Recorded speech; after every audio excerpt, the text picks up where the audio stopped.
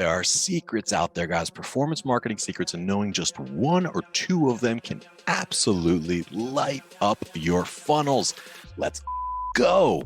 This is the Revenue Driven CMO. I'm your host, Chris Mechanic. Join me as I uncover the secrets of the world's most elite CMOs and marketing leaders. The Revenue Driven CMO is sponsored by Web Mechanics, the AI-driven performance agency that makes you smarter. Hey, everybody, welcome to another exciting episode of Revenue Driven CMO. I'm your main man, Chris Mechanic. Really excited for our guest today and feel lucky to have her on the show. She has over 15 years of experience in marketing, demand gen, content marketing, brand, account-based marketing, and digital. She's a really well-rounded and amazing marketer with a reputation as a strategy and revenue driver. So she's right at home here on the Revenue Driven CMO podcast. She's worked at companies ranging from, smaller B2B SaaS startups like Metalogix and Logi Analytics. She's done time at Oracle, at 3M, at Marketo, at Bettercloud. She basically built out their entire demand infrastructure. And now she's doing it again as VP of Revenue Marketing at the one and only G2. Ladies and gentlemen, welcome to the show, Ms. Robin Izsak-Tseng. Welcome, Robin. Hey, Chris. Let's talk about the secret that you had mentioned. And there was two of them. And I told you, hey, choose whichever one sings to your heart, So this isn't really about superpower. This is more like marketing secret. I think I feel like YouTube. In fact, yesterday, not long after we talked, I met up with someone on our growth labs team. G2 Labs is this cool part of G2 where they're constantly doing experiments and things like that. And I talked to the growth marketer from Labs, and we recorded a quick video together just to put up on YouTube. And Mhm. just, So you just recorded a video on the fly. You were like, hey, let's put as a short. You did a YouTube short or yeah, just a regular YouTube? just a regular YouTube. It's only like a 6-minute long video though, and it's Oh, just nice. how to Okay. how So to that's do a thing. That's it. that's a long form video. I mean, that's a substantive video. I Yeah, thought you were that's just great. talking about banging shorts because you see a lot of people just banging shorts. Like you could take that 6-minute video and probably make, 17 shorts out of it and publish them all in one day and you'll get like 5,000 views from that. Yeah, that's a great move. I feel like that's even harder to figure out that that's a superpower in itself. How to find those like super quick gems. I feel like it's easier to talk for 6 minutes than it is to find the one sparkly moment to put out there. It doesn't have to be one moment. It could be 30 seconds. It could be 5 seconds. Um, it could be this sparkly moment right here where we talk about banging YouTube shorts. Like that 6-minute video, you could take it and they don't even have to be all that good. You could make it so the longest a short can be is 1 minute. So you could find the best 59-second little version of it and release it in little like 6-second clips. Like, hey, here's the topic, like put a big headline at the top. Here's the topic, number one, and then put the first part of that best 59 seconds of your 6-minute video. You know what I mean? And then publish them all in one day successively. And that audience that sees the first one will be super duper likely to see the second one and the third one and the fourth. Yeah, I like it. I like it. That's a good strategy. So that's a usable short right there. Mhm. Yo, Mhm. I'm talking to Yona, the producer right now. Cool. But yeah.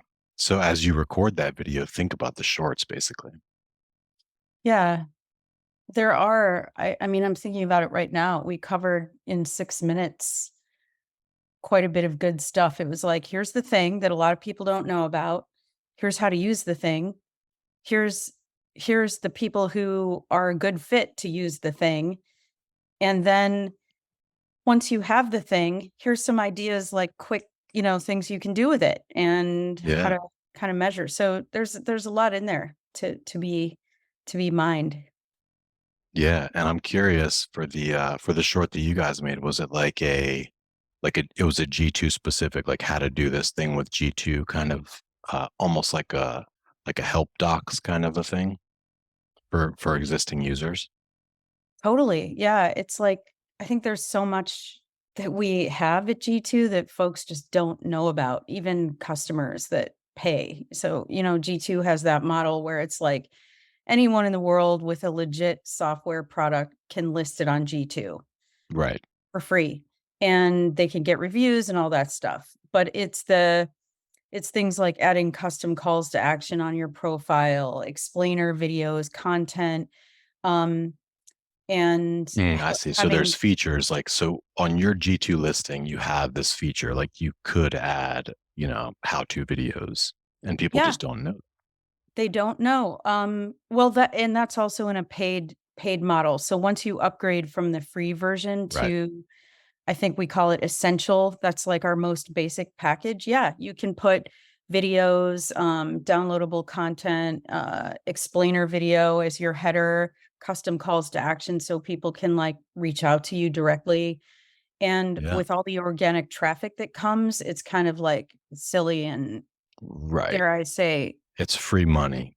it's irresponsible not to be doing those things. It's like the Yeah. easiest, most valuable marketing move you could probably make. Right. But then when you upgrade from there, that's when you get things like buyer intent. But one of the easy marketing moves that you can do on the essential version of G2 that I think a lot of people don't know about is you can offer a deal exclusively through G2. So it's like super easy. All you need is a landing page and you You have can to do have a a model deal. where, yeah, you can Wow. you can be like, So here's like a monthly discount or a free version, whatever feels, sensible and palatable to you. You can spin it up, you can stick it on a landing page and then it'll show up on your G2 product profile. and that's Get the huge. deal.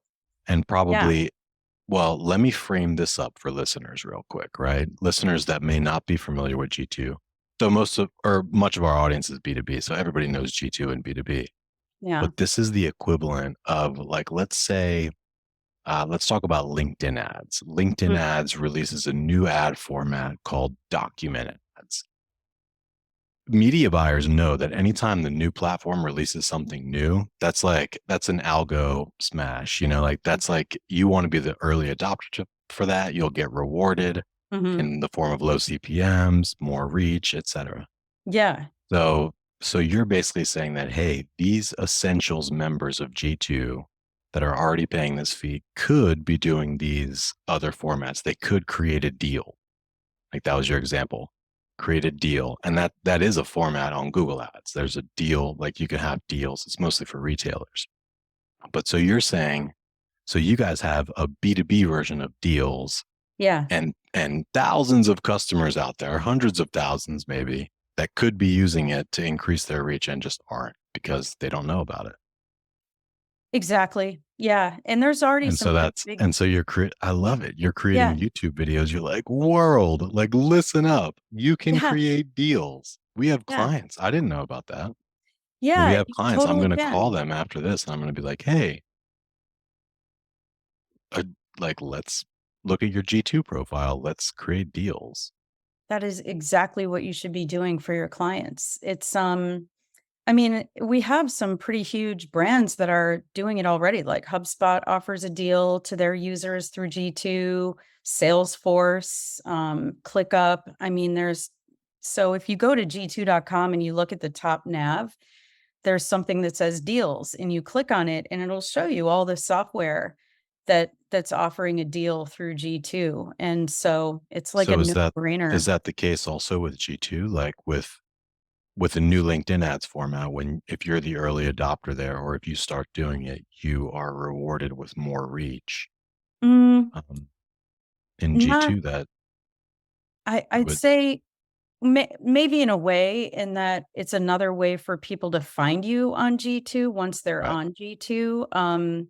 Because anyone offering a deal, it kind of will stand out. And even in the category, if you're in let's say a crowded category like project management software, in your Monday. And so Monday is actually in the video we made that Yeah, we I'm very feature them familiar. because they're using they're offering a deal through G2. So when you go to the project management category on G2, Monday will kind of stand out because you see deals that they're offering a deal through G2. So that's kind of one way. Yeah, they're It's very like smart a marketers. I like Monday. yeah, yeah. Yeah, Monday. They're from Israel, Israeli. Yeah. I find a lot of Israeli-based companies to be great marketers. Yeah, they did a whole Subway Gong's campaign. Israeli-based. Yeah, that's right. I bet you Gong has a deal running on G2 right I don't know. I want to find out. I'll now. look, but I they're love your rad. story though, because you're clearly passionate about G2. And most times when we do these, I'm like, I'm hesitant to, allow the guests to talk all about their company. But in your case, I don't mind at all because like you're clearly just into it. You're like, let's make you're like, how can we reach the audience? I don't know, YouTube. Like there's not a lot of B2Bs doing YouTube really I well. know it's so silly. I mean, So Google it owns is, YouTube. well, it's a massive arbitrage opportunity, is Hmm. what it is. It's a big Yeah. arbitrage because you can post a YouTube video and you will get views. Like you might Hmm. get 500, you might get 5,000, you might get 50,000, but you will get views. Yeah, and we, to your earlier point, we chop them up and use them in awareness, super efficient awareness ads on LinkedIn. So the content, is on YouTube and it lives on YouTube as a complete video, but then we find ways to chop up the content and use it for just awareness on LinkedIn, which is a much more efficient, cost per impression, cost per click move than all the ads that go to LinkedIn lead gen forms and that sort of thing, that kind of joyless journey, which also has So a place. I want to hear your story. I want you to tell us your story of like how you arrived at G2. Mm, Um, but first, I want to sum something up for the audience, which is like a great just general philosophy is when an ad platform or when any type of platform, G2, LinkedIn, Google, whatever, when they release a new format or a new option of something to do, try it. Be mm, quick to try it. Be the first to try it. Like threads, even with Meta. right. Like the B2B should be all over threads because it's, Mm, if nothing else, it's because it's new, you know? mhm. Like don't necessarily make it part of your permanent playbook, but jump on it quickly and just reap the rewards of that early stage arbitrage. There's always the early stage arbitrage with anything new. Yeah, I think that's great advice. We do sometimes get in our own way, though, of focusing solely on the things where it's like, I need to target only by, job title, job function, account. And Right. it's like, but It's also there's like, a yeah, whole like world. don't invest your whole life savings into it, you know? Right, right. Yeah, experiment and have somebody on the team whose job that is. That's another thing. We're so busy, right? And we have complicated tech stacks and attribution models balanced with like the art of it all, like campaigns and copy that are awesome. And it's really tough. But if you have somebody that has that growth mindset that's really there to just kind of like look at these new things and experiment and you know allocate a certain amount of budget or this or that to trying a thing, I think it can make a huge difference and maybe worry less about all the attribution tied to it and more about creating more pathways for people to experience your brand, your message, your value to them, it Yeah. just makes sense. Yeah. And I think when people talk about attribution, they usually talk about it in the form of attributing the end all be all revenue. Like how Mm, many deals did I get from this or how many ops?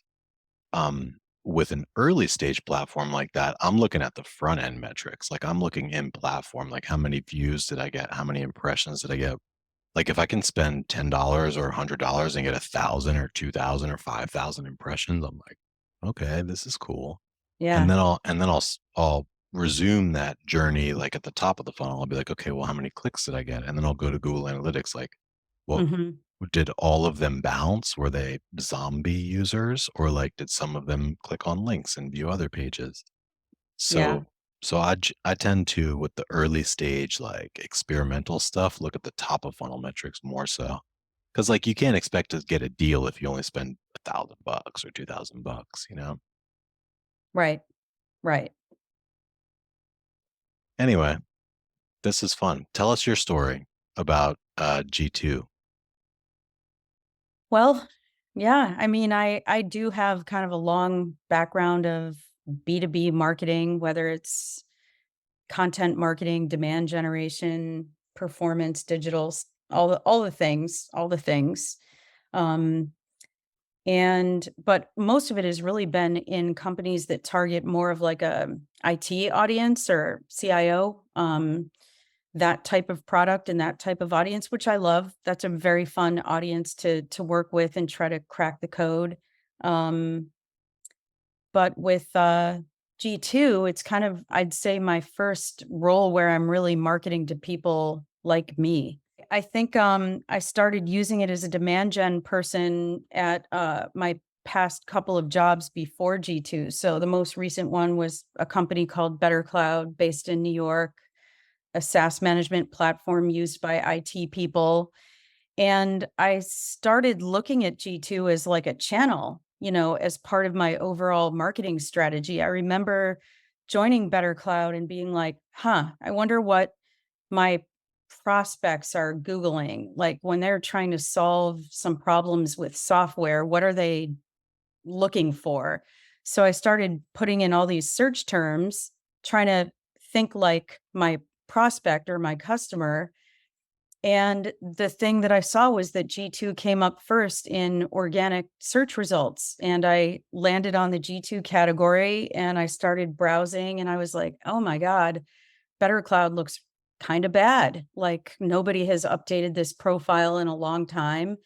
There's hardly any reviews. This sucks. And so I remember asking someone on the marketing team, like, who set this up? Can I have access to it? And they were like, I don't know.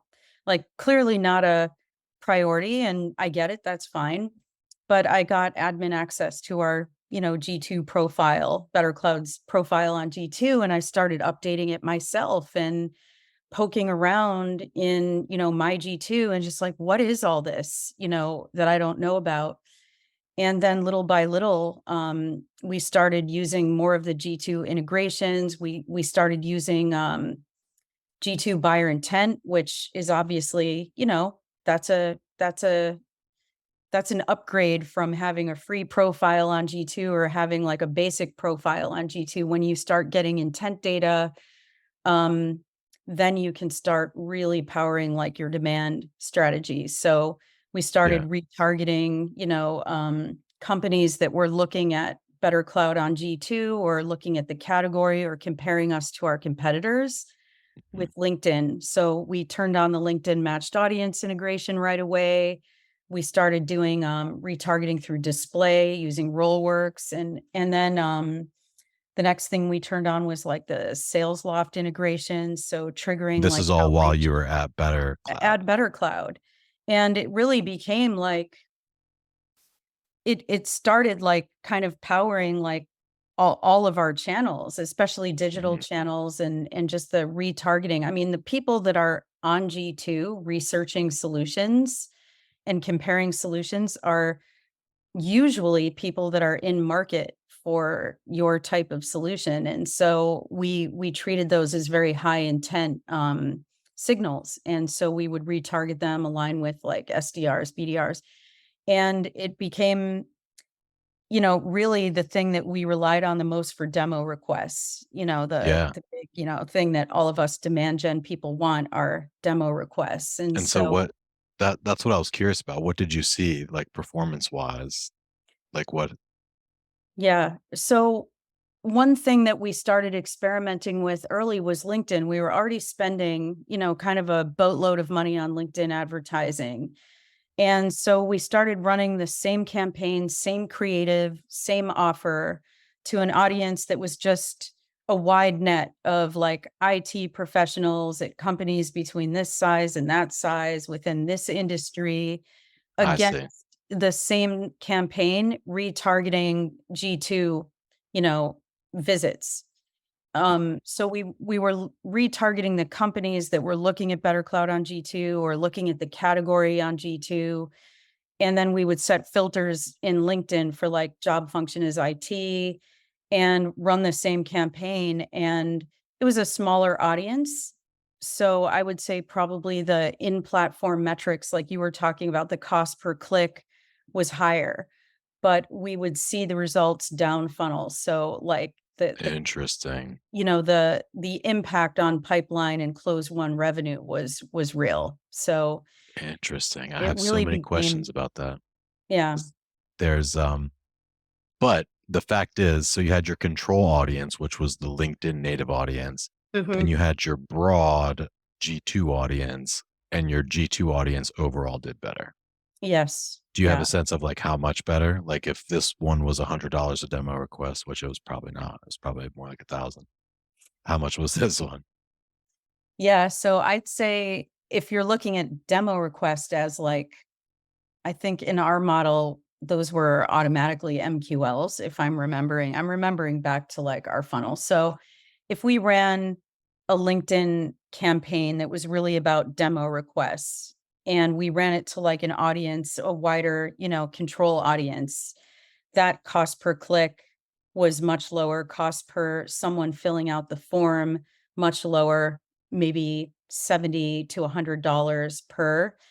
G2 audience could be, yeah, upwards of like 600, 700, but those were actually deals that would show up in pipeline. Oh, I So see. I in see. our funnel, it would be demo request comes in, inbound person reaches out, and we were measuring like meetings set, meetings held, meetings that get bumped and turned into opportunity pipeline, and then pipeline that converts to close one revenue. And G2 was the source of anything we did on digital that contributed all the Wow. way down to close one revenue. So So that's really interesting. So what you were seeing in platform said that the native LinkedIn audiences were doing better. more efficient at the top of the funnel. Yeah, at the top in platform metrics. Yeah. But Mhm. what you were seeing down funnel in CRM, like in the deals actually closing, was that the source audiences were the G2 audience. Yeah. And it's That's that's not a real huge. shock because the people that are on G2 researching are signaling that they're looking when they're comparing Monday to Asana or, any example. It's like they're probably really looking for a solution. So if you're doing your job well as a demand gen marketer and you're retargeting and you're giving them thoughtful content and touch points, back to pages that educate and things like that, they'll convert. I mean, they were already basically telling you I'm looking. And so I just became like a big fan and believer. And well, I was pretty happy at Bettercloud and not really looking. A recruiter called me for the role at G2, and I was like, "Oh man, this is compelling because I really believe in this stuff, and I feel like I can talk to other marketers about it." And so I came to G2. That was it. That's awesome. That's a cool story.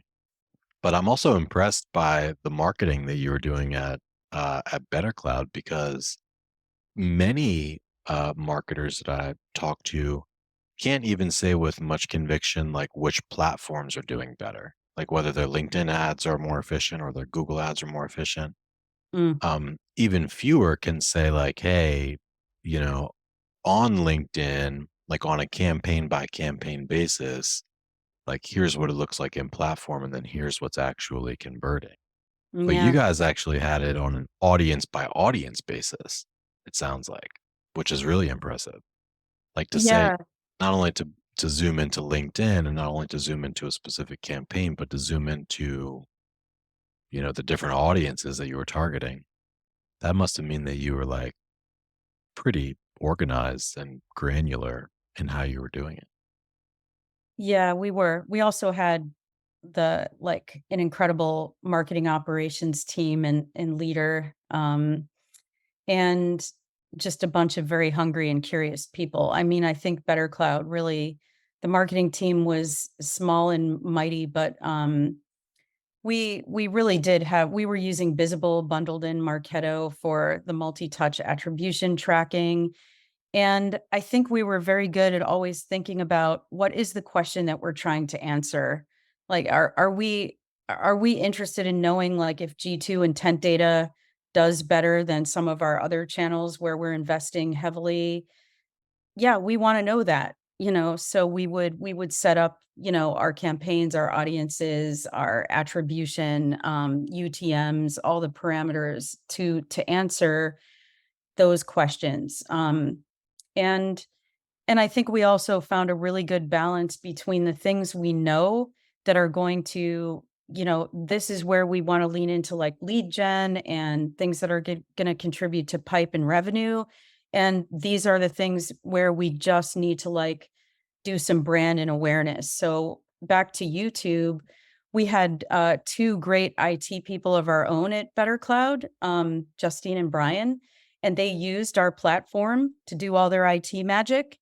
And I was like, wait, we have to get you guys on a YouTube show. And so they hosted like a monthly show on YouTube called the SaaS Ops Show. And they would just talk about all kinds of IT things, not even necessarily about Bettercloud or using Bettercloud. It was like, how are we going to move everyone to remote during COVID? Or how do you ensure security, in all the, when you have, an average of 300 SaaS apps deployed across the business, across teams.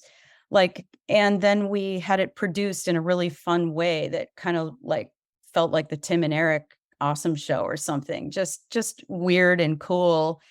And, that wasn't about leads. It wasn't about, that kind of thing. It was creating awesome content that made, quirky IT people want to engage with us and like be a part of the show, come on the SaaS Ops show. And so we did all kinds of like really rad things there. So, G2 had to have been pretty compelling for me to jump, but here at G2, I just get to talk to marketers all the time about Yeah. Mm, like Tell things they me, could be doing.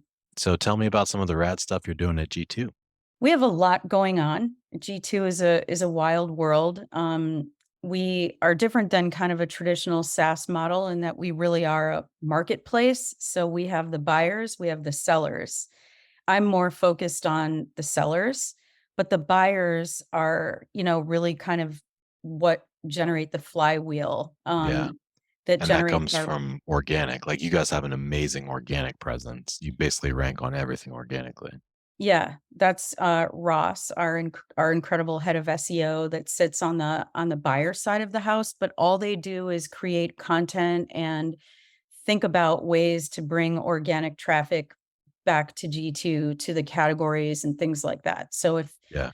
someone's searching for a project management software solution and they Google some things, they're going to probably land on G2's category page for project management software. And from Yeah. there, start to look at Asana versus Monday versus Wrike versus Trello, Airtable, and all the usual suspects. And that's Right. why if you're on the marketing team of, Monday, Asana, Trello, Wrike, then it really behooves you to make sure that your profile is tight and that shit is, locked down and that you have some regular cadence of reviews coming in, or you're using some of our integrations with Pendo, even or delighted to like generate, to make reviews automated in a more scalable way.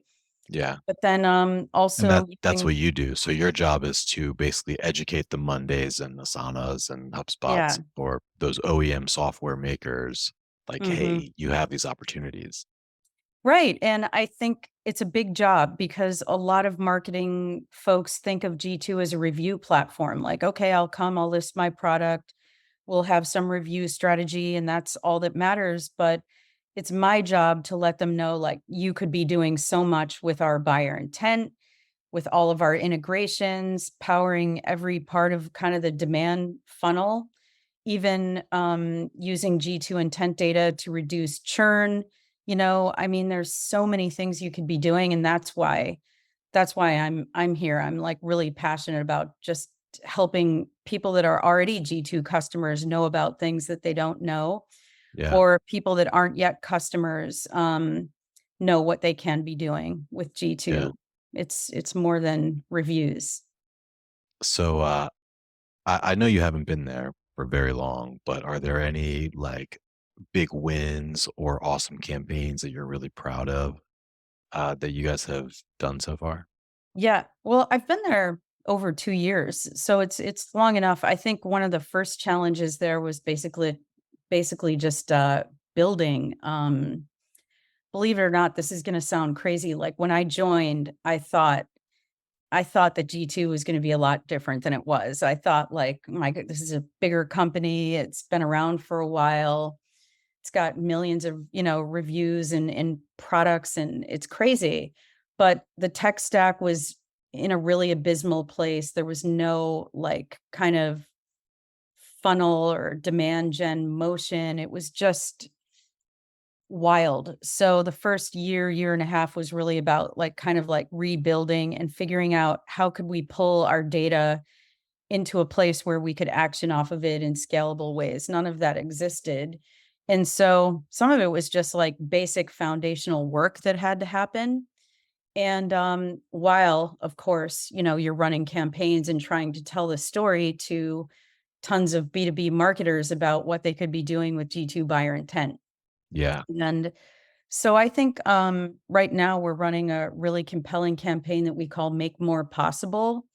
And it's targeting, people that fit the persona of more like a demand gen marketer, a performance marketer, growth marketer, digital, and telling the story of how they could be reducing their cost per click, cost per lead, cost per MQL, Yeah. seeing higher quality, like inbound farther down in the funnel if they're retargeting, people that are on G2 looking for a solution like theirs. And so the Make More Possible campaign, I love because I think we've all heard about, the economy sucks, do more with less. It's all true. We Yep. feel it on our team also. The year of efficiency. Yeah, it's just like, but I mean, I still think growth is always possible. There's ways that you can be more efficient and do things that are really like more meaningful if you're targeting audiences that are signaling high intent, if you're using data and things like that, and marrying that with like copy that's amazing and content that's helpful and joyful moments with your brand, you can be doing great things. And so our Make More Possible campaign really does kind of try to capture that. It's like an attempt to be a little more optimistic in a year that otherwise kind of feels raw. You know what I mean? Yeah. Well, it sounds like you're targeting like most of our account managers and strategy teams because I mean, we're an agency, but we work with over 50 clients, many of whom are B2B SaaS, Mhm. uh, most of whom have G2 profiles. And we are involved with G2. I know some of our clients have paid plans. We've used the intent data. Mhm. I think, do you guys offer a cost per click model? I'm not sure, but I think we might have run ads or done like some other Yeah, campaign with you G2 can in the actually past. run display But ads on G2. do you ever think about targeting agencies? I feel like that'd be a great target because most of the Mondays and, Mhm. Asanas of the world, like many of them have agencies that run that stuff for them. Yeah. Funny you should mention that, Chris. So it is now if you come to g2.com, you'll see clearly in the top nav there's products and there's services. So there is a big push within G2 to target agencies like yours and get you to list on G2 and drive reviews. And we are definitely seeing more and more agencies. And then there's even cool things like you can say, I'm like my agency specializes in like Marketo implementation or HubSpot, or we're more on the RevOps side, or we do all the things. And that way, now when someone is looking for a solution on G2, like HubSpot or Marketo or Ringlead or whatever they're looking for, they can pull a list of service providers that can help them implement those solutions and be successful with them also. Oh, So interesting. there is a big push. So yeah, I would encourage you to get your agency on G2. Just it's We are. We already are. oh, good. Yeah. And And we even have some reviews flowing. But I was talking almost more so about like as a way to influence the Mondays of the world, the Asanas of the world, yeah, would be to target the agencies that they work with. we kind of do Because that as part of our ABM strategy because we know a lot of the like mid-market commercial enterprise accounts are using agencies, and we work with their marketing team to find out kind of who those agencies are, and we'll do workshops with them kind of as more of an ABM play for the larger accounts to help them understand what they could be doing with G2. But you're absolutely right. There's a really big opportunity there. yeah. And I'm just thinking about like the motion of like, hey, in-market audiences. Uh in your world or in your role, something that you might do, or maybe you're already doing, but whoever's managing that profile, like whoever's logging into it or not logging into it, um, if you could access that data or send some sort of like upsell, cross-sell emails, like you could, I'm just envisioning like a gnarly short form email that you might do. It's like, hey, Asana, like your Mhm. profile's gotten a zillion views in the last 30 days. You've updated it once. Like you might want to consider these things. Link, link, link. Yeah. You want to come work for G2, Chris? Yes, I would love that. That'd be amazing. um, So part of what I was talking about with our journey of a lot of the foundational work that had to happen at G2, the type of campaign that you're talking about was impossible because a lot of that data exists in something we call G2 admin. It's this It's like the product. clunky, yeah, schleppy old thing that looks like, I don't know, like some homegrown database from the 90s. But nonetheless, it exists. It's called G2 admin, and it's sitting in like just on top of like a mound of data that you would not believe. And we really had no way to pull that data in any way that we could like action off of it. So any type of campaign that we wanted to run that sounds like what you're talking about was very manual. It's like, can someone give me a list of accounts where the admin hasn't logged in X amount of time, but also there's like traffic surging in the category and they're really missing out? Or, oh, three of their competitors in their category just upgraded and are doing more. Isn't that scary? Doesn't that Yeah. keep you up at night? So to do those types of things was like manual and gut wrenching and labor intensive.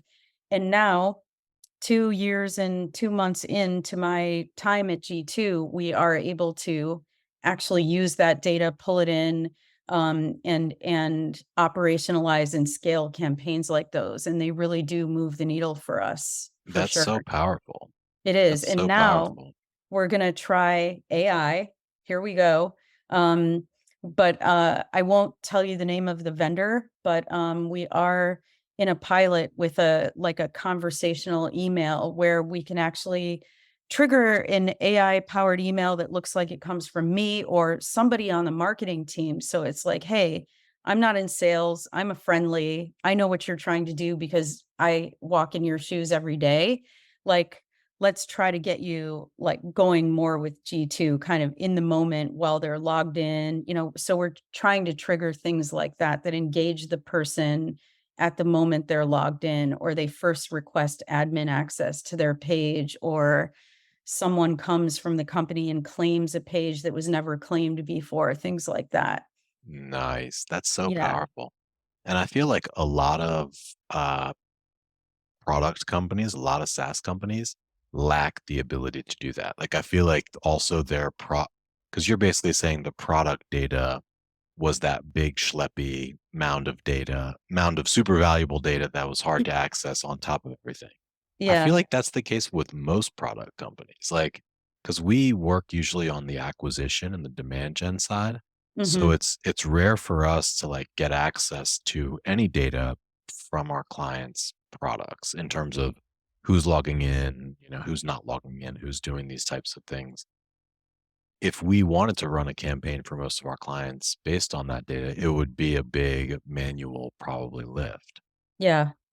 Can you Yeah. talk at all about how you made it so that like, aside from the conversational AI stuff, like, how did you make it so that it wasn't this big schleppy amount of data that was inaccessible? Oh, well, it's still a big schleppy mound of data. It's just that it's got stuff like Snowflake on top of it now that creates the data lake that we can self-serve. The what it took at G2 to bring this into reality was some deep cross-functional work from some very talented people. Um, One of them is our head of marketing operations, Sarah Koppes, is amazing. And she really took on working with like the data team, sales ops, rev ops, and just kind of like almost creating a catalog of our wishes. Like if we had the data, what would we do with it? And being that bridge between us and the data team.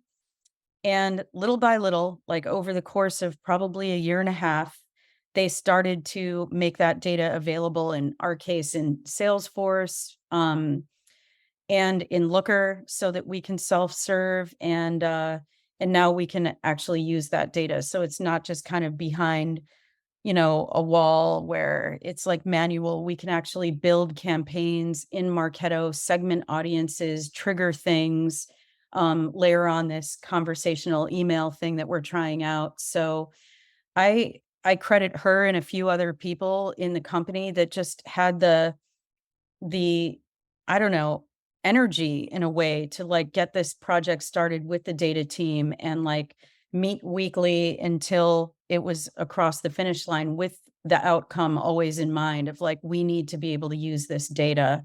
We need to be more efficient. We need to create more meaningful touch points with our customers and prospects and this is the only way it's going to happen. And we have a great CRO in Mike Weir, um, who we're just so empowered in a way at G2 to make these things happen, but it takes a lot of work, a lot of focus, and a lot of energy to get them across the finish line, but they will put you in a better place for sure. Yeah, that sounds like an amazing team, and that's an awesome story of digital transformation. Yeah. Yeah, I it mean, the works. ability to just spin up campaigns on the fly like that based on Yeah. your own first party data, that's elusive, I Yeah. think. Yeah, it is, and it's not perfect. Some of it's like early days, but we're already seeing impact in like reaching out to people in meaningful ways that matter more to them, and it's showing up in the form of like, I want to talk to someone or I want to, do this thing. And the more we can also do within the product, and this is where we work with like our G2 Labs team and our product team as soon as someone logs in to my G2, why aren't we doing more to help them with that journey? Which is tough. It's kind of like you really have to be a curious, hungry marketer to log in and be like, what are all these integrations? What's all this magic stuff I'm not using? And I feel like there's better in app experiences we could be creating. And we're doing that now with Monty, who's our little AI powered mongoose that is now on the front of G2. He's in our kind of like we replaced our online chat tool with Monty. And now he's also in the product. So he's there. He's in beta form, but he's helping folks logged into my G2 have better experience with like integrations and things like that. Oh, I see. Meet Monty by G2, the first ever AI system for buying software powered by ChatGPT. Cool. Yeah. Monty's a mongoose. Monty the mongoose. And maybe he's a they. I feel like Monty's a they. Could be. Yeah. Could totally be a they.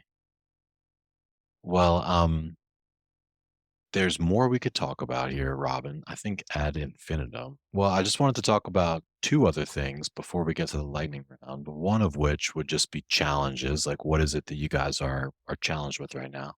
And then the second would be just opportunities. What are you investing in? What are you guys looking forward to? I think some of the challenges are the ones that we talked about, like doing more with less. And, no, you don't have extra headcount, but we're going to need you to be responsible for more of the pipeline than ever before. So Yeah. that's a real thing. It can be painful. Are you So guys independent or venture backed or part of yeah, a we're bigger group? venture backed. Yeah. Venture And backed.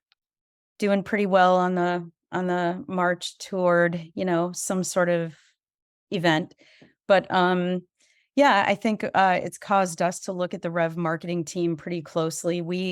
We've always had like segment managers, so we have like demand gen and growth marketers for APAC, for EMEA, for SMB, mid market, enterprise, and ABM. And we're starting to look at, does it make sense to focus on acquisition and expansion? Because like so many other people, we're really leaning in to reduce churn and help people get more value out of the product, which naturally changes our focus from purely like new business acquisition to what is actually happening with customers the moment they sign the contract and they start trying to do more with G2. So we're looking at realigning our team accordingly. And I think that's really going to help us kind of focus and be more efficient. What can we do to automate more at scale, to drive more efficiency? So we're looking into a lot of that. But yeah, the challenges are, I mean, we're kind of on the other side of some of the real infrastructure, demand engine, tech stack challenges are more or less behind us, which is a joy to be able to say that. And now we're looking more at like optimization. What can we do better? How can we create more meaningful things for prospects and customers?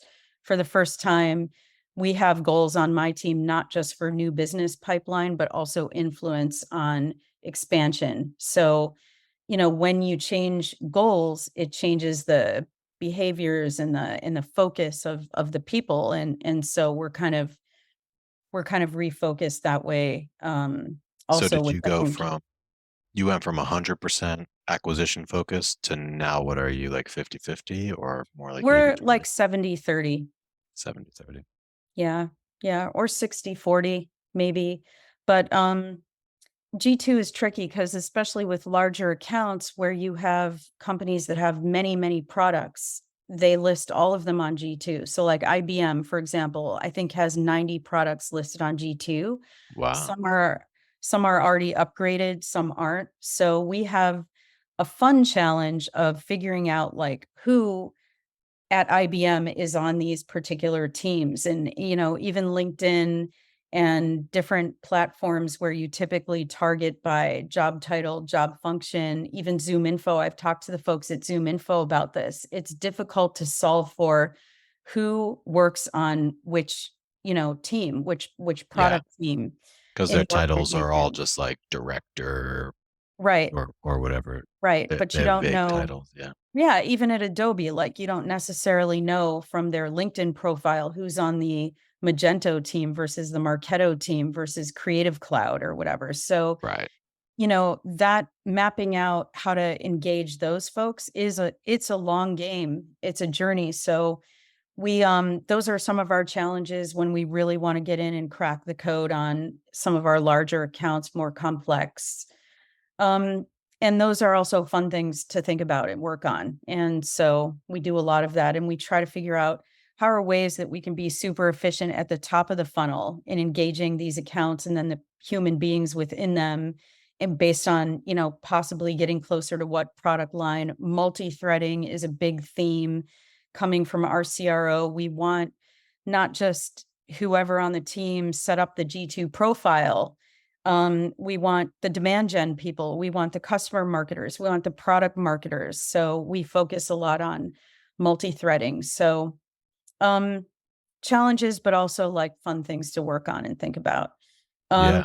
Opportunities, really. I mean, IBM sounds like a huge opportunity. Yeah, yeah, it is. And, you know, and even companies not at that scale, not that giant behemoth like enterprise. There's a lot of mid-market companies that have multiple products and multiple products listed on G2. How do we help them create suites and how do we help them like upgrade, each of their profiles so that they're getting the most. So things to solve for. And then in smaller companies that are more in the high growth, startup phase, there's a lot they could be doing with G2 also.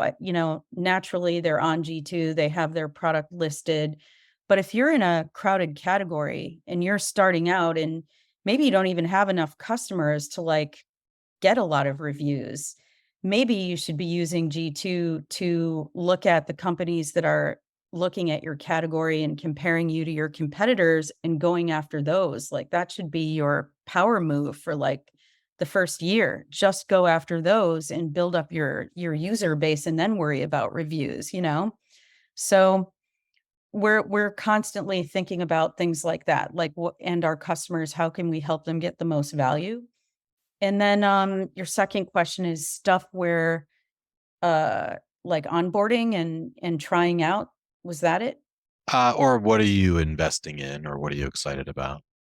So I'll throw in the AI thing like everyone else. Yeah. Everyone feels compelled to figure out what to do with it. I did my daughter's homework with it like a few months ago. Mm. That was interesting. But in work, we're trying this conversational email. We thought this is a really cool way for us to get started with AI. G2 is using Monty across the board, so that's G2's um own kind of like beta experience with AI all over all of our web properties. But for my team, it's conversational email and looking at it to help us create content that's more at the like hyper targeted, personalized content. Like, can we use AI as a jumping off point to help us create content that speaks to things that, a large enterprise would be solving for versus a small startup? Like, so I think a lot of teams struggle with like, I can never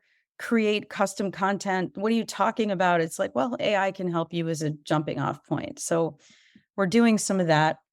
And we're investing in more around kind of just like this is boring and kind of plumbing, but lead routing continues to be kind of a bit of a struggle at G2 with like, do we base it on where the company is headquartered versus a person's IP to for speed to lead, basically. We want to get Mm. to people as soon as possible. And if your lead routing is a disaster or not really mapping back to what you want the outcome to be, that needs to be addressed. So that one's Yeah. kind of like boring and like How plumbing many related, but how many people work there?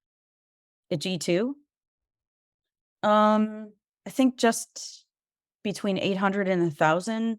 Oh, wow. I That's think. bigger than I thought. 100. Yeah, I think that's right. Well, Yeah, that's awesome. yeah, You guys are killing it. I mean, I know there's challenges and I know that there's things to be done, but I think you guys are synonymous with basically like B2B reviews yeah. That and is B2B true. growth, like B2B SaaS. Like every B2B SaaSer, I think, is on G2 already.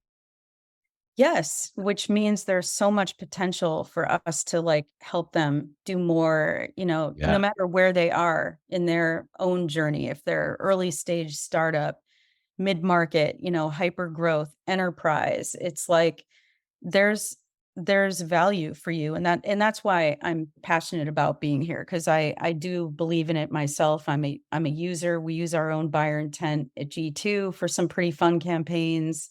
Yeah. Um, and that's what we have ahead of us. That's brilliant.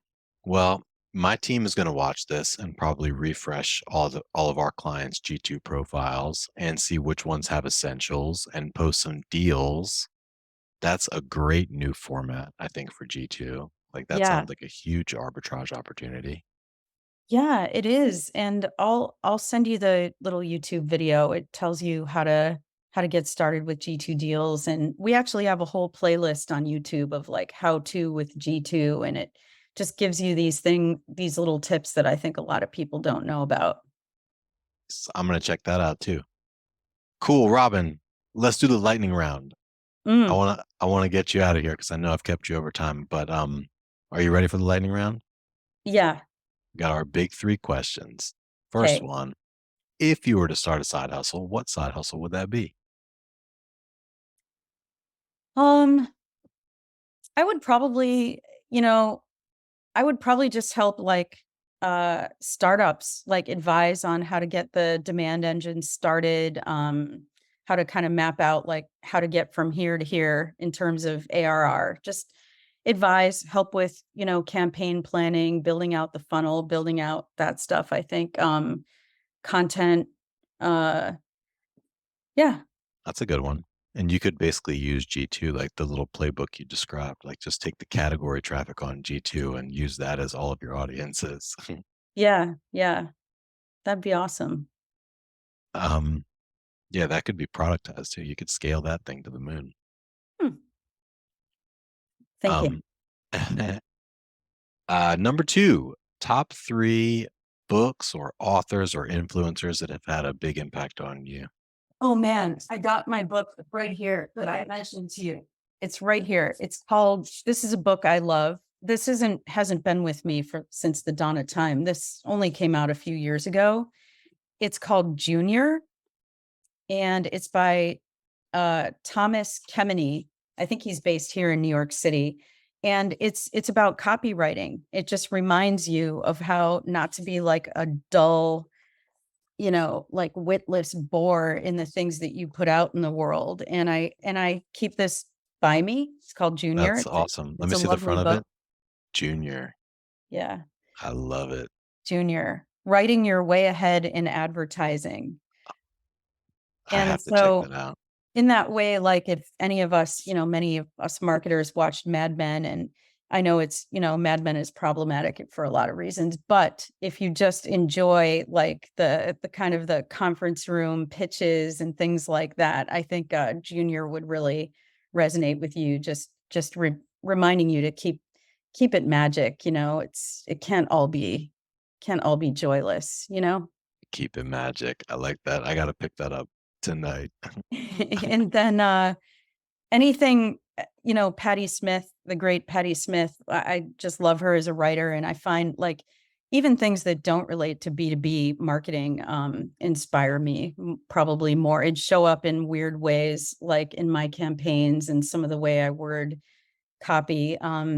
Yeah, Patti Smith has always been a big inspiration. Does that count, or do I have to keep it like B2B marketing focused? No, that totally counts. That totally counts. And I need to get, well, I'm not familiar with Patti Smith, but many people have told me that I need to read more like outside of just business and, you know, Yeah. development stuff. Yeah. I'd say she's Who is kind Patti of a Smith? Is she like fictional or No, no, she's a punk rock icon from back in the day. I think she started in the mid 70s with the early New York punk scene, and she was kind of a poet. And but yeah, she's a singer. I mean, she has like a world of like gorgeous records that are powerful and inspirational. And she's a singer but a poet, so the lyrics are pretty powerful. And she's also written some like fiction and nonfiction too, like about growing up in New York City and having Robert Mapplethorpe, the artist, as her best friend and things like that. So she's got a pretty interesting point of view for me. And then there was a third one, right? Yep. Third one is how do you avoid burnout and how do you help your team to avoid burnout? So we do Deep Work Wednesdays where we clear our calendar from 1 p.m. Till the rest of the day on Wednesdays for deep work. I mean, It's a good sometimes I idea. feel like we've like just decided somehow as a culture to like undervalue thinking. And like we just need to think through some of these campaigns and think through some things that we could be doing better, think through copy, things that are inspiring. So we have Deep Work Wednesdays, and I feel like that has helped all of us just like reset, and we look forward to it and we use it for deep work. So That's brilliant. Have um you, has that always been the case since you've been at G2 or is that something you started doing recently? No, we started it because we were burning out, like, and I just was like, "God, I just need a break from Zoom," and then I was like, "God, everybody needs a break from Zoom, like, let's just make it happen, let's have Deep Work Wednesdays," and so, That was an easy move. I mean, That's the coolest thing I've ever heard. yeah, yeah, it's a good thing.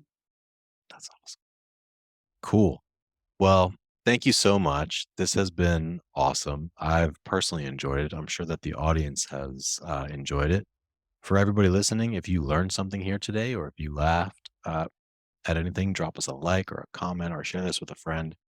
Robin, let everybody know if they want to learn more about you or G2, what you would suggest. I would suggest just hit me up on LinkedIn. I am always happy to connect and talk about all things marketing or G2. And if you're looking, right away to talk to someone at G2 about like, I need a demo of this or that, just, yeah, go to sell.g2.com. We have so many different web properties at G2, but sell.g2.com is where you'll find all about our marketing solutions. And you can always, request a demo. I wouldn't be mad at that as a demand gen person. But always do feel free to reach out to me on LinkedIn. Always happy to catch up. Perfect. Well, Robin, stay on the line just 1 minute. And everybody, thank you for listening. That was another exciting episode of Revenue Driven CMO. We'll see you next time.